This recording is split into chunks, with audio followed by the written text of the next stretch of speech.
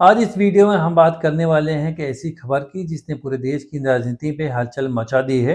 खबर ये है कि पश्चिम बंगाल की वोटर लिस्ट से करीब 91 लाख नाम हटा दिए गए हैं। जी हाँ, 91 लाख। अगर इसे आबादी के हिसाब से देखें तो ये संख्या कई छोटे राज्यों की पूरी आबादी से भी ज्यादा है।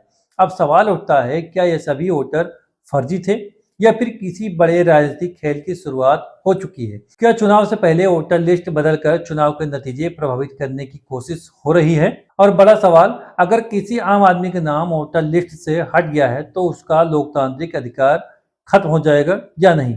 आज हम इस वीडियो में विस्तार से समझेंगे कि आखिर 91 लाख नाम वोटर क्यों हटाए गए, चुनाव आयोग ये क्या कर रहा है और विपक्ष क्यों आरोप लगा रहा है, किन जिलों में सबसे ज्यादा नाम काटे गए हैं और इससे बंगाल के चुनाव पर क्या असर पड़ सकता है। क्योंकि इस मुद्दे को समझना हर भारतीय वोटर के लिए बेहद जरूरी है। सबसे पहले हम समझते हैं कि आखिर हुआ क्या है। तो पश्चिम बंगाल में चुनाव से पहले इलेक्शन कमीशन ने स्पेशल इंसेंटिव या रिवीजन यानी SIR प्रक्रिया शुरू की।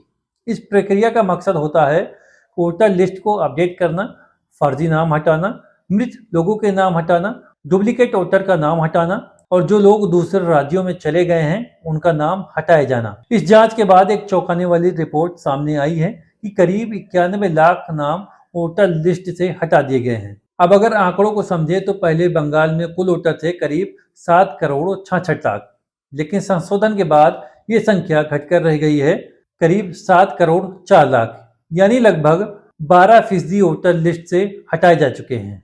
अब सोचिए, अगर किसी राज्य में या फिर किसी स्टेट में 10-12% वोटर कम हो जाए तो इसका असर चुनाव पर कितना बड़ा हो सकता है। और सबसे बड़ा सवाल यह है कि इतने सारे नाम क्यों हटे। चुनाव आयोग ने इसके पीछे कई कारण बताए हैं।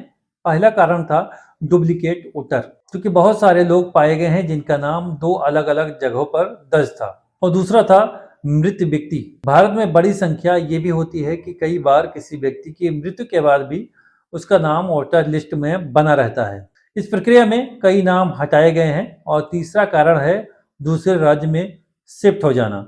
बहुत सारे लोग नौकरी के लिए या फिर पढ़ाई के लिए या फिर परिवार के साथ दूसरे राज्यों में चले जाते हैं, लेकिन उनका नाम पुरानी जगह की वोटर लिस्ट में रह जाता है। ऐसे भी नाम हटाए गए हैं। और चौथा कारण है आयोग के घोषित। जांच के दौरान करीब 27 लाख लोगों को आयोग घोषित किया गया है, यानी या तो उनके दस्तावेज पूरे नहीं थे या वोट देने के योग्य नहीं पाए गए। ऐसा चुनाव आयोग ने दावा किया है। अब हम बात करते हैं उन जिलों की जहां सबसे ज्यादा नाम हटाए गए हैं। रिपोर्ट के अनुसार सबसे ज्यादा नाम हटे हैं मुर्शिदाबाद में।